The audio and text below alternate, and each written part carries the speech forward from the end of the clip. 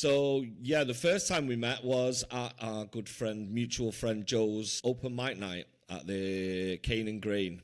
Can't remember the name of the night. The something sessions it was called at the time. I can't remember, but what the actual name of the night was. But yeah, we were playing on the same bill at this open mic night, and I wasn't really paying attention when you were playing. Like, I was obviously thinking about what I was going to do, etc., etc. But then I heard a line in one of your songs, and I just turned around when I heard it, and because I really liked the line, and I don't know why, it just went into my ear. I was like, I'm going to sit down and listen to this guy, and then obviously Joe introduced us. We have something in common in that we're both spouses of Brazilians, so that gave us sort of something to talk about and stuff, and then exchanged like socials and things like that. And I think a little bit after that, maybe a few weeks, you put out a shout for a video for one of your tracks. Can someone make a video? And I'd been working on videos and stuff at the time, so I thought, why not, let's do it. And then the things kind of progressed from there. Yeah, that was, I'm pretty sure that would have been end of 2019 as well, when I make it the end of 2019. Yeah, because I arrived just in time to get a few months worth of gigs and stuff in before it all went sideways. But in that time, before everything shut down, I realised, wow, my phone is now full of like interesting people that I've just met in the last 3 months, and thank God I did get out and just do as many of Joe's nights as possible in that first 3 months. Otherwise, it would have been a pretty sad British experience while everything was closed for business. So yeah, I think It must have been while everything was closed for business that you and I started working on that music video for. So I had a song called "Fell So Low," and yeah, Damien kindly put his hand up to put a video together, and I think you came up with the whole idea and everything for that video, and before I knew it, you just organised like several beautiful women to just volunteer their faces for a music video. And I was like, wow, this guy, something about this guy. Yeah. Well, they were just they were friends and things like that. We came up with the idea, came up with the concept, which was pretty easy. It was a really sort of standard thing to do. Obviously, the budget wasn't massive. There's a TV like above my bed. It projected onto the wall. And I was watching something in bed, and my wife walked past it and obviously projected onto her. I was like, we could do something with that. So nice, yeah. That's kind of what we did, and yeah, it worked out. I think pretty well. I was happy with the outcome. I'm also quite good at projecting onto my wife. Yeah, I think we all are. Yeah, no, that was cool. That was really fun. I guess the reason I was thinking about Fell So Low, obviously just thinking about the chronological order of us doing stuff together, was when I realised, wow, you're just very generous and excited to create stuff, which was really cool. And there's times where I work with people where I was trying to figure out why do they want to work with me? I don't mean like, why me? I suck. I mean like, yeah, genuinely, what is it that's spurring the person on to do something creative together? And I quickly realised you just fucking love it. You just love doing it. It's very pure. It's very cool. It's fun, and that was it. Video was a kind of way for me to do that, because I didn't really ever enjoy being in bands. Like I was in a couple of bands and things like that, and I was always kind of a bit bossy and had very strong ideas, and like collaboration musically wasn't something that I did very well. I wasn't willing to give up anything to other people or things like that. So video was really different, like, because it was, so I'm going to interpret somebody else's song in this way and visually, and it really sort of opened my eyes, because when I started with video, I'd kind of stopped music. I wasn't really doing music anymore, so I'm glad that I did that. And I wanted to, basically I was looking for people to give me a chance. You know what I mean? It was like, it wasn't like out of my kindness. I was like, let me do it. Like, it was me looking for something to do, looking to sharpen my swords. Yeah, we had fun. And then I think we might have shared a little bottle of whiskey afterwards, if I remember rightly. I think we did. A good time. Yeah, man. And then the next time we worked together on something was a song. It was Tomoyo's I Don't Love You Anymore. I needed you to pronounce it first. That's why I left it hanging there. I needed you to say it, so I knew how to pronounce it. Yeah. So yeah, that came about when talking about lockdown around that time. I was locked down like the rest of us, but I was on my own. Luciana had come back to Brazil and was here, and then I was in the UK, meant to be going to Brazil, but then obviously couldn't. So I was just in a flat in Manchester on my own, really bored. And I thought, you know, what am I going to do? And I had a laptop, I had a few bits and bobs, I had an Amazon account. So I was like, okay, let's start doing something, and started making beats. I've always been interested in beat making. Some of my favorite producers are hip hop producers, so I thought I'd have a go at that. And during that time, like long days doing not much, got into listening to lo-fi, and I thought I'm gonna give it a go. Kind of liked it, and half wanted to send it to someone, just to gain a reaction, really.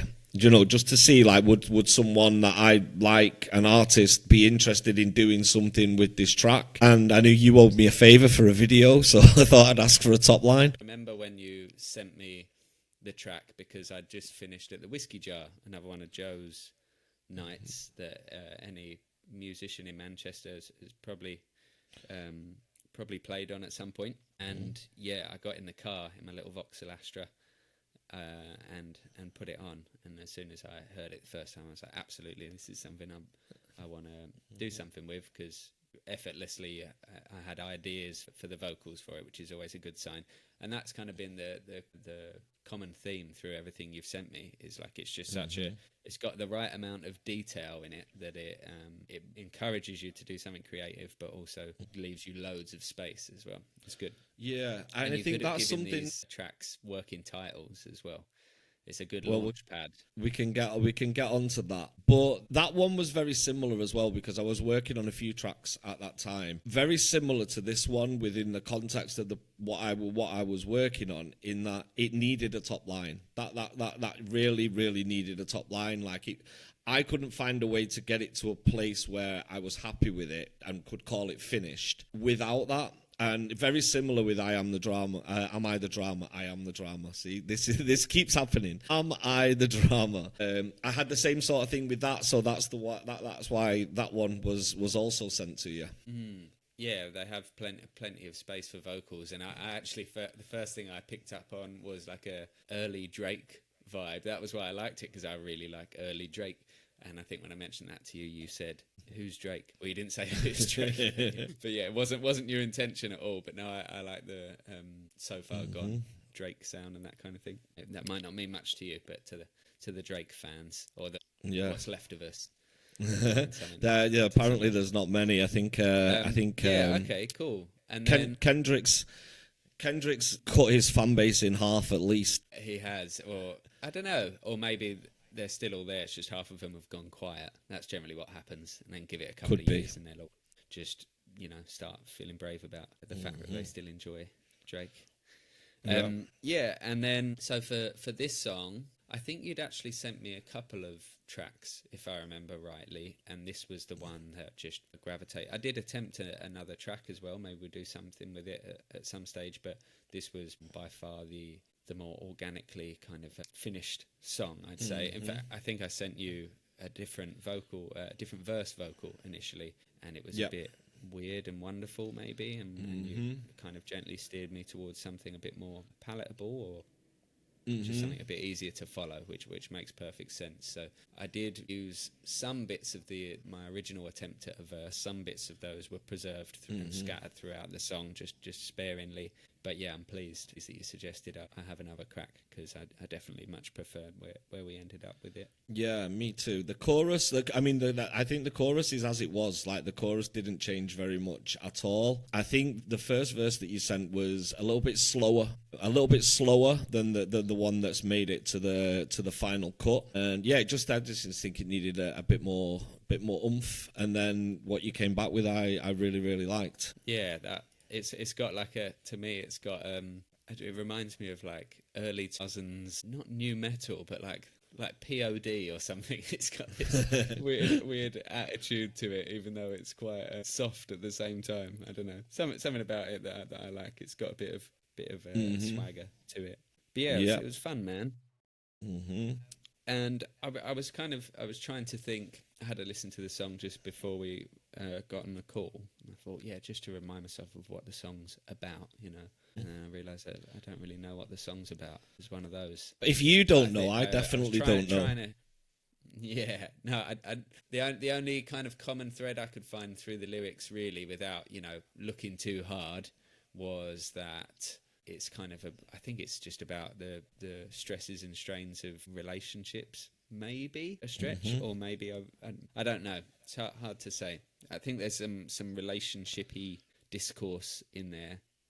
Yep. But then the chorus does make a little reference to Manchester and Australia. So there was a little line there, because I think I'd started writing this not long after I'd come back to Australia for a bit. I was very aware that I was no longer in Manchester. It's in a very different environment. Yeah. Yeah, there's a little reference to Manchester in there in the chorus. Somewhere. There is, and it also there's a line about an it's funny, island. Say again. There's a line next to the line about Manchester that's also about an island, which is, you know, very sort of pertinent to me because I also live on an island. So it's where I'm from and where I live. Both of those boxes got ticked. I'll have to head a bit further north. Yeah, that would be good. Or I can try and head south as well. Didn't happen the last time. Yeah. So yeah, I missed you. We planned to do last time, but didn't work out. But this time we do it. Oh, we'll meet somewhere in the middle. That could work also. Well, I was going to ask you, going back to Tomoyo's, I think, if I'm not mistaken, I remember you saying that was like the first time that you'd done a feature track with somebody. And I don't know if you've done any since, but maybe this is your second one. So I wanted to ask about your kind of process with that and how different is it for you to do that than it is to write a Harry Heart track? It's funny you say that, actually, because I don't think I'd done any. Maybe I'd done a little bit of top lining before the first track you sent me, but I loved it. I loved being free of the other workload that comes with any kind of composition, which is obviously the music itself. So when your hands are freed up to just concentrate on just one element of it, I assume that's how a drummer might feel when they're asked to come in and record the drums. You know, they're not trying to paint the whole picture. They just want to do their best with the work that's been allocated to them. So it was cool. It just it gives you more headspace to just concentrate on one thing, and I think that means you do it better, or at least you do it with more intention, you know, because when you're writing with a guitar in your hand or something, that's part of the way writing works, I guess, is you're not actively thinking, right? You're kind of multitasking, so a lot of stuff is going to flow out of you because you can't concentrate on it too much while doing two things simultaneously. So you have the opposite effect when you're top lining. For me, it's a far more intentional outcome. Like, I know I've worked on each specific bit. No, there's not really any accidents in there. So that's dramatically different. And the more I've done it, the more top lining I've done, and I do quite a bit of like behind the scenes stuff as well for some other artists and writers and stuff like that, because I developed a little bit of a taste for it. And it's now at the point where it's influenced the way I want to write my music that I am composing the music for, as well as the lyrics. So now, like the most recent thing I did was a bunch of demos, instrumental demos, where it was instrumental only, paying no attention to vocals whatsoever. I did about 40 of them, and now I've come back to tidy them up, structure them so that I can top line on them. So I've enjoyed it so much so that it's made me want to top line on my own instrumentals rather than write a song in one foul swoop. Interesting. And how's that working out? How are the top lines coming now you've got the lines? It's shit. No, it's good. It's good. I'm happy with it because, again, I'm doing everything with far more intention than I ever have, you know. So because I'm also giving my undivided attention to the music and the arrangement when I'm doing those demos. I'm not trying to do two things at once. So in theory, that should mean that everything is better or more intentional, as long as when you're doing those instrumentals, you are keeping in mind the fact that you need to leave space for some vocals. So it's cool. It's helping me think like someone like you that's just working on the music and kind of having to keep in mind whether or not this is going to be vocal appropriate or not. Yeah. See, that's what I don't, and that's kind of what I like about what I'm doing at the moment. And the reason why I'd kind of stopped, like, I think I didn't really have anything else that I wanted to say, like verbally with words and things like that. And now I'm looking for ways, like, I'm really enjoying, like, not having to leave space for a vocal or not having to put one there, like that's not coming into the conversation. And then if it does need one, that I can just sort of like reach out to somebody and get them to take care of it. And like, for me, like, I love that. It's given me so much more freedom. Like, as a writer, like, I didn't have any more lyrics. I didn't like the lyrics I was writing. I didn't think they were good, and I didn't really know where to go with that. Like, that song needs lyrics, and then I was like, actually it doesn't, and if it does, they don't have to be mine. Yeah, that makes sense. Yeah, it's good to outsource it, isn't it, when you get to the point where you're bouncing around ideas and you can't land on just one, then get someone else's input for sure. I'm terrible at that. I don't know about you. I take way too long to get someone else's input. Yeah, not these days. Not these days. Like, in the past, they would. Or someone else's input wouldn't have even come into it. You know, it was just me. And but now, like, specifically with this track, it was a struggle getting to the point for me knowing that that's what it needed. I did try a lot of different things and things like that, and you know, it was a tough track to make for me. Basically, it went through a lot of iterations, a lot of different parts, a lot of things have gone into it and come out of it and gone back in again, and it's been sped up and it's been slowed down again. And just because I couldn't get it on my own to where I want it to be, and that's when I thought, like, I like the track, but it needs something that I'm not giving it, or I'm not able to give it. And then when you do hand it over to someone, when they're so excited that you've sent it to them, then perfect job done. That's great. Exactly. I was thinking, if you're happy to, I was thinking it'd be good to, like, a more interesting aspect of the both of us is the Brazilian influence, which is, okay, I'd say, uncommon. So if you're happy to, I was thinking, I'm curious to hear how it influences you. Like, obviously, you're having a far more immersive experience. You live in Brazil on a little island off the coast of Rio, and I know that being, like, I feel like part of a Brazilian community, which is very strange. I don't live in Brazil, but I, like, all my spare time seems to be passed with Brazilians, and it definitely changes the way I think over the years, you know, a good 10 years in or so. And do you think it changes your approach to music? I can see why you would be very comfortable in Brazil as, like, a person, but what about musically? I think it really opens your eyes. There's a lot of music here. You hear things that you see things done in a way that you've not before, and things like that. I mean, my taste in music, what I was listening to, obviously changed a lot, because all these doors to a new universe opened. But I don't think really in the music that I make. But that's not really true. I think with this album, use technology, not really. But I think what I've done in the kind of the meantime, because I released like a lo-fi mixtape and things like that, that's very much a reflection of where I am and how I feel when I'm here. You know, it has a lot more sort of tropical sounds to it and things like that. So I'm thinking after this album, maybe the second volume of the mixtape will come out, or to try something different. But yeah, I mean, in terms of this album, I wouldn't say that it's had an influence other than living on an island. You know, since I've lived on this island, it's changed me in many, many ways, not just with music and things like that. Like, I have time here. Like, I don't feel pressure to be doing something all the time and things like that. Life's really lazy,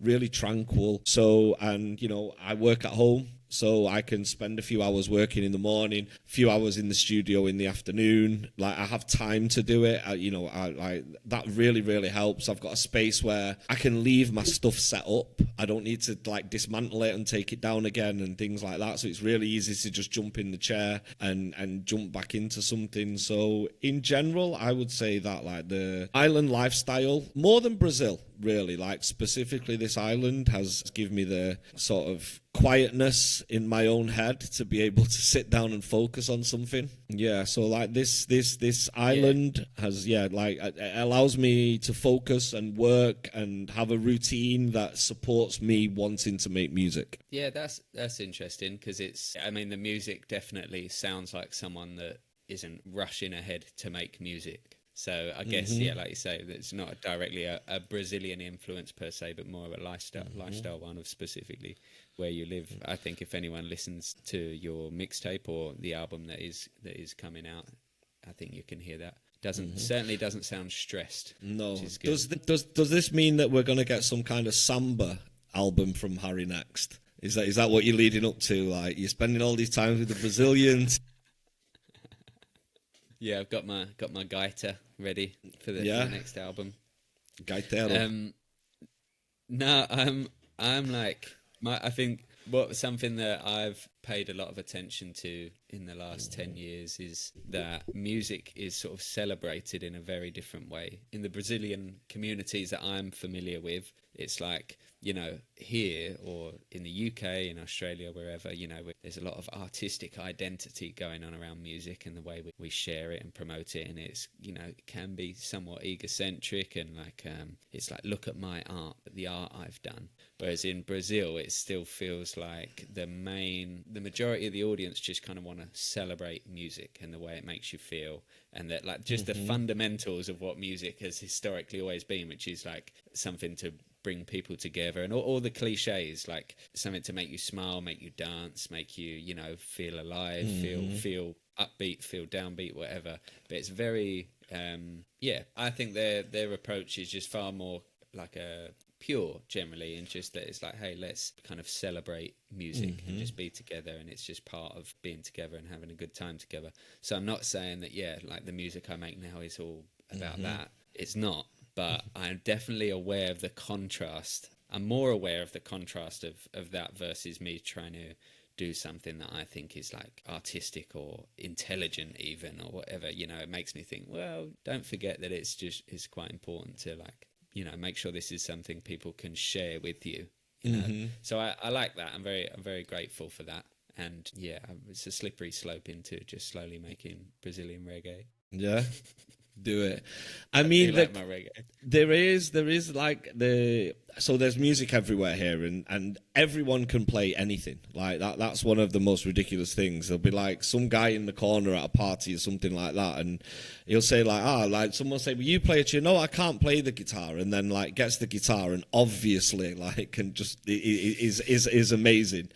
So there is that side, but like I don't know anyone who's in a band or who's writing their own music and things like that, and trying to get out there. That kind of scene doesn't exist. I know people that are in bands that play like Brazilian standards. Do you know what I mean? Like they'll play in bars and things like that, or and stuff, and they play like Brazilian standards and things like that. But I don't really know, other than hip hop. I'll say, I know a few rappers here. I would say that's sort of the biggest sort of scene like that, but nothing like Manchester, for example, where there's a music scene where bands go out or people go out and they're writing their own stuff and things like that. And yeah, I guess they're not chasing it in the same way, which is, kind of what I think you're feeling. Yeah, that's exactly what it is. It just plays a different role in their lives. Even the people that are very good at writing or performing, it just doesn't seem to be. They're like, maybe that's an economy thing. Maybe it's like, maybe we're lucky enough to be,